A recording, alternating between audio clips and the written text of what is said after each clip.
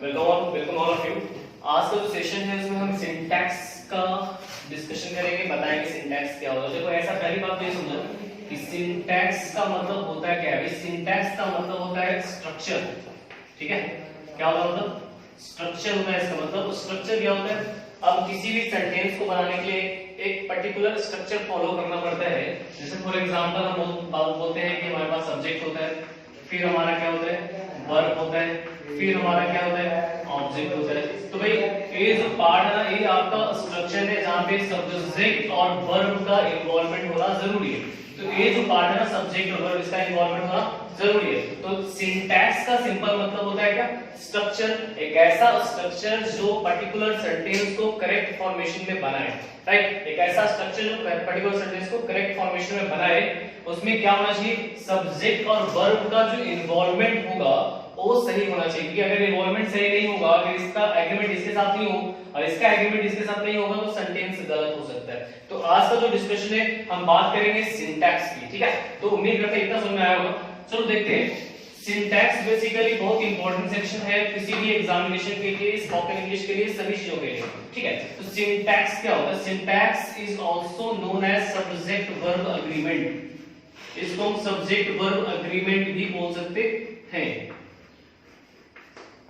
तो ये आपका सब्जेक्ट वर्ब एग्रीमेंट भी होगा, जिसमें आप एक वर्ड आपका सब्जेक्ट और एक वर्ड कौन है वर्ब, और सेकंड है कौन, थर्ड कौन सा है एग्रीमेंट। इसका मतलब एक ऐसा एग्रीमेंट जिसमें सब्जेक्ट और वर्ब को साथ में लाकर दर्शाया जाए। मतलब सिंपल है कि इफ एक अरेंजमेंट है ऐसा बनाना है जिसमें सब्जेक्ट और वर्ब को क्या करना है, एक दूसरे के साथ एग्री करना है, right. So if we go by the definition of it, अगर डेफिनेशन पढ़ेंगे तो डेफिनेशन के अनुसार क्या है कि एक arrangement, an arrangement of subject and verb, an arrangement of subject and verb, एक ऐसा अरेंजमेंट सब्जेक्ट और वर्ब का जहां बोथ ऑफ देम, दोनों कौन कौन से, सब्जेक्ट भी और वर्ब भी एक दूसरे को क्या करते हैं, एग्री करते हैं। Agree with each other, agree with each other. अब यहाँ पे क्या कर रहा है, सब्जेक्ट और वर्ब का एग्रीमेंट होना चाहिए जिसमें दोनों एक दूसरे से मैच करना चाहिए। क्योंकि सब्जेक्ट अगर वर्ब के अनुसार नहीं और वर्ब सब्जेक्ट के अनुसार नहीं लिखेंगे तो ये गलत होगा, ठीक है। तो फिर दोनों का एग्रीमेंट होना चाहिए। किस टर्म में एग्रीमेंट होना चाहिए, तो समझना है कि आप जब भी एग्रीमेंट करेंगे तो नंबर के अनुसार करेंगे। नंबर अगर सिंगुलर होगा तो सिंगुलर के साथ, प्लूरल होगा तो प्लूरल के साथ, है कि नहीं। पर्सन के अनुसार करेंगे, फर्स्ट पर्सन है, सेकंड पर्सन है, थर्ड पर्सन है, उसके अनुसार उसको ऐड करेंगे। टेंस के अनुसार हम ऐड करेंगे। मतलब हमारा ओवरऑल अगर डिस्कशन करें तो ये जो सारा सेक्शन है ये आपका इंपॉर्टेंट हो जाता है, especially when you look for solving any sort of question in examination और you want to speak correctly. So subject and verb का एक एग्रीमेंट होना चाहिए जहां पे सब्जेक्ट और वर्ब दूसरे को क्या करेगा, एक दूसरे को मैच करेगा, एग्री करेगा, ठीक है। चलो तो सबसे पहला पॉइंट यहाँ पे क्या था भाई, सब्जेक्ट और सेकंड आया था वर्ब। हम एक एक करके बताते चलते हैं कि सब्जेक्ट क्या होता है और वर्ब क्या होता है, ठीक है। यहां पे क्लियर है।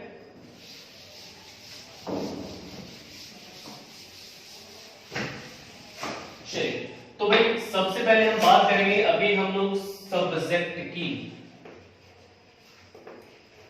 सिंपल भाषा में अगर हम बोले, एकदम सिंपल भाषा में क्लियरिफाई करके बोले तो भाई सब्जेक्ट वही होता है जिसके बारे में हम बोलते हैं, ठीक है।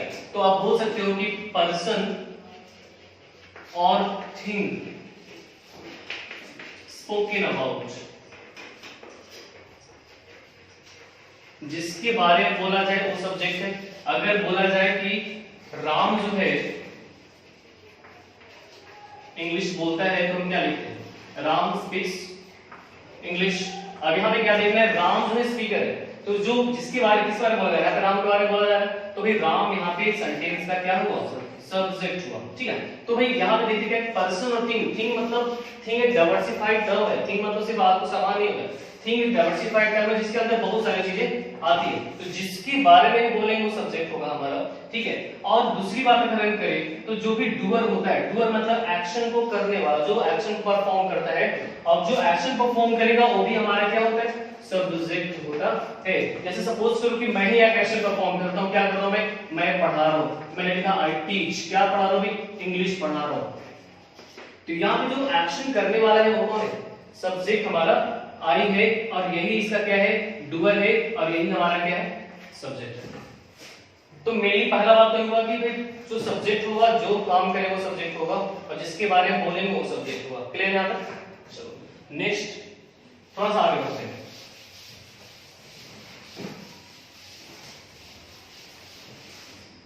दूसरी बात अगर हम करें, क्योंकि क्वेश्चन जब हमको बनाना होगा तो सब्जेक्ट जानना बहुत जरूरी है। ठीक है, थोड़ा सा यहाँ पे वर्ब भी समझते हैं। वर्ब का जो फर्स्ट फॉर्म होता है, वर्ब का जो फर्स्ट फॉर्म होता है, वर्ब का जो फिफ्थ फॉर्म होता है। ठीक है, फिफ्थ फॉर्म का क्या मतलब? फिफ्थ फॉर्म का मतलब हुआ कि वर्ब में एस, ईएस और आईईएस ऐड कर देंगे तो वर्ब हो जाएगा फिफ्थ फॉर्म में। और वर्ब हमेशा V1 के फॉर्म में ही होता है। जो वर्ब फर्स्ट फॉर्म होता है ना भाई, वो हमारा प्लूरल वर्ब कहलाता है, is also known as a plural verb. And if you talk about the verb 5 is known as singular verb, इसको हम सिंगुलर वर्ब बोलते हैं। ठीक है, तो ये एग्रीमेंट इसी का करना है, सिंगुलर वर्ब और प्लूरल वर्ब का देखना है। ठीक है, तो वर्ब हमेशा प्लूरल फॉर्म में होगा, अनलाइक अ नाउन, नाउन के जस्ट ऑपोजिट। वर्ब हमेशा प्लूरल फॉर्म में होगा, और वर्ब का सिंगुलर बनाने के लिए we have to add S, ES और आईएस। आइए एग्जांपल समझते हैं। जैसे अगर लिखा है गो तो ये हो गया प्लूरल, अगर लिखा है गोज तो ये हो गया सिंगुलर। ठीक है, अगर लिखा है डू तो ये हो गया प्लूरल, और अगर इसका लिखूं मैं डज तो ये हो गया सिंगुलर। क्लियर? कोई दिक्कत नहीं है कि वर्ब का फिफ्थ फॉर्म हमारा सिंगुलर होता है। ठीक है, अब इसमें मैं क्यों बात कर रहा हूं इसकी, क्योंकि सब्जेक्ट और वर्ब का हमारा एग्रीमेंट होना चाहिए।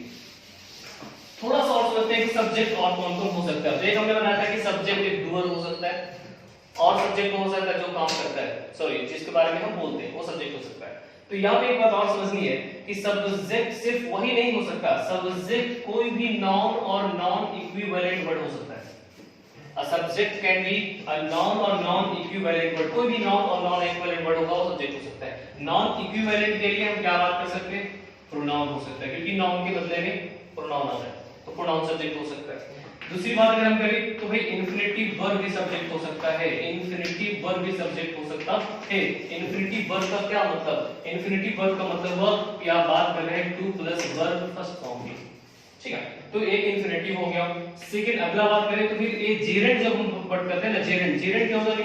जेरेंट में जब हम वर्ब में आईएनजी लगाते हैं ना, वर्ब का फोर्थ फॉर्म आईएनजी, वो हो जाता है जेरेंट। और जेरेंट भी बन सकता है क्या? सब्जेक्ट बन सकता है। इसके अलावा अगर हम आर्टिकल द का यूज किसी भी एडजेक्टिव के पहले कर दें, किसी पहले एडजेक्टिव के पहले जैसे कि आर्टिकल द का यूज करेंगे, तो ये आर्टिकल द, ये जो पार्ट पूरा का पूरा है वो हमारा सब्जेक्ट का काम कर सकता है। ठीक है, इसके अलावा जब एग्जामिनेशन की बात करते हैं ना, तो एक पॉइंट समझना है कि अगर यहाँ पे एक नाउन लिखा हुआ है और यहाँ पे प्रीपोजिशन लिखा हुआ है, मैं प्रीपोजिशन लिखता हूँ और प्रीपोजिशन के बाद यहाँ फिर से एक नाउन प्रोनाउन कुछ लिखा हुआ है, तो आपको ध्यान रखना है कि यहाँ पे सब्जेक्ट कौन है, कंफ्यूजन हो जाती है यहाँ पे सब्जेक्ट कौन है हमारा। फॉर एग्जांपल अगर मैं एक एग्जांपल लेता हूँ, लिखा मैं वन ऑफ माय फ्रेंड्स, तो देखना है कि यहाँ पे सब्जेक्ट कौन है। ठीक है, तो पहला पॉइंट ये समझना है कि भाई प्रीपोजिशन के बाद वाले जो वर्ड होते हैं वो सब्जेक्ट नहीं होते। याद रखना, प्रीपोजिशन के बाद वाले वर्ड सब्जेक्ट नहीं होते। इसका मतलब प्रीपोजिशन के पहले वाले वर्ड को हम सब्जेक्ट मानते हैं, इसका मतलब नाउन हमारे यहाँ पे क्या पहला होगा? सब्जेक्ट। क्लियर है? तो इतना तरह का सब्जेक्ट हो सकता है। सेंटेंस बनाते समय आपको यही ध्यान रखना है कि सब्जेक्ट कौन है और सब्जेक्ट के अनुसार ही हम वर्ब लिख सकते हैं। ठीक है, क्लियर है? चलो आगे चलते हैं।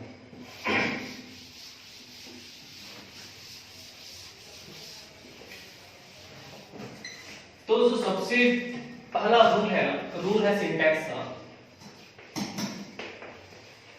तो सबसे आसान रूल है और सबसे आसान और ज्यादा यूज में आने वाला रूल है वो ये है कि जब भी पहला पॉइंट हम बात करेंगे कि जब भी हम सिंगुलर की बात करेंगे तो सिंगुलर ही लिखते हैं। ठीक है, if there is a singular subject, if there is a singular subject then we always use this with a singular verb. ठीक, सिंगुलर वर्ब का क्या मतलब बताया था? सिंगुलर वर्ब का मतलब बताया था कि वर्ब जो है आईएनजी फॉर्म में नहीं, सॉरी वर्ब आईएनजी फॉर्म में नहीं आएगा, कौन सा फॉर्म में आएगा? फिफ्थ फॉर्म में आएगा, एस लगा होना चाहिए था। ठीक है, सेकंड पॉइंट पे अगर हम आए तो यहाँ पे आते हैं तो लिखते हैं प्लूरल सब्जेक्ट। अगर हमारा प्लूरल सब्जेक्ट होगा तो वर्ब जो होगा फर्स्ट फॉर्म में होगा, मतलब प्लूरल होगा, तो हम यहाँ पे लिखेंगे इसके लिए प्लूरल वर्ब, एंड वर्ब जो होगा वर्ब फर्स्ट फॉर्म में होगा।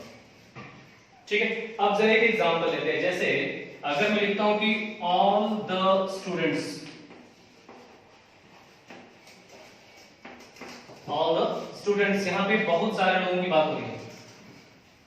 ठीक, अब मुझे बोला गया कि डू लिखूं मैं या फिर डज लिखूं मैं, ऐसा लिखा है डू डज एक्सरसाइज है कि नहीं?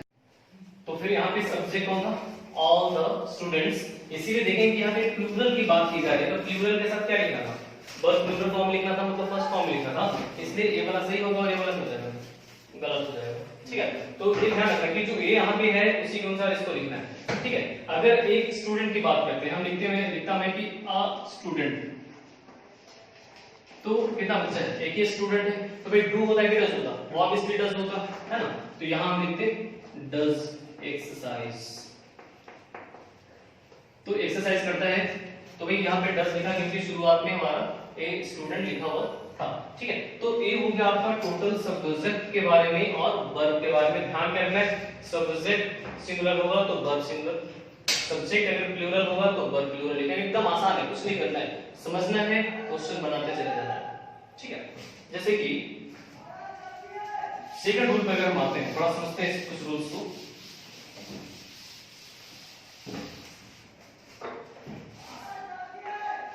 जैसे अगर हम बात करते हैं ना, कोई केस बताते हैं, जैसे रूल लिखा हमने हमारे पास, एक रूल है मेनी का ना, मेनी का रूल है,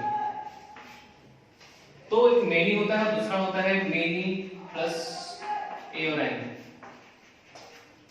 मेनी के साथ दो रूल है भाई। मेनी का मतलब बहुत सारा होता है, तो यहाँ पे हमने लिखा प्लूरल नाउन का यूज करते हैं और इसके साथ आने वाला वर्ब प्लूरल हो जाता है। डन। मेनी के साथ अगर आर्टिकल ए और एन लिख देते हैं ना, तो इसका भी मतलब सेम होता है, मतलब चेंज नहीं होता है। इसका मतलब होता है अनेक, एक से ज्यादा, तो अनेक जब होता है भाई, तो यहाँ पे जो वर्ब होता है ना वो सिंगुलर, तो नाउन जो होता है वो सिंगुलर होता है और वर्ब जो होता है वो भी सिंगुलर होता है। इसका मतलब ये हुआ कि मीनिंग में तो चेंज नहीं आ रहा है दोनों के सेंटेंसेस बनाने में, लेकिन दोनों का फॉर्मेशन जो है सेंटेंस का वो चेंज होगा। ठीक है, इसलिए इसको याद रखना जरूरी है, क्योंकि आर्टिकल है तो plural noun must not be written, you need to write the noun in singular form. For example अगर देखें तो लिखा हमने मेनी बॉयज, ठीक है, लेकिन अगर वही मेनी के साथ हम आर्टिकल लिख देते तो क्या बनता? Many a boy. ठीक है, मेनी बॉयज स्पीक, और यहां में लिखता है इंग्लिश, तो सही है, कोई बात नहीं, करेक्ट चल रहा है। लेकिन अगर जैसे लिखे many a boy speak English, तो भाई अगर लिखा मैं स्पीक इंग्लिश तो गलत हो रहा है, क्योंकि हमने क्या पढ़ा था कि मेनी अ के साथ सिंगुलर नाउन और वर्ब भी सिंगुलर फॉर्म में लिखते हैं, तो ये वाला पार्ट आपका गलत होता है और हमें क्या ऐड करना पड़ेगा? एस ऐड करना पड़ेगा, मतलब होगा स्पीक्स। क्लियर है? तो ये हो गया आपका रूल नंबर 1, जिसमें मेनी का एप्लीकेशन हम पढ़ रहे थे। ठीक है, अब इसके बाद वाले सेशन में मैं आपको इसके आगे की वीडियो बनाऊंगा। Thank you.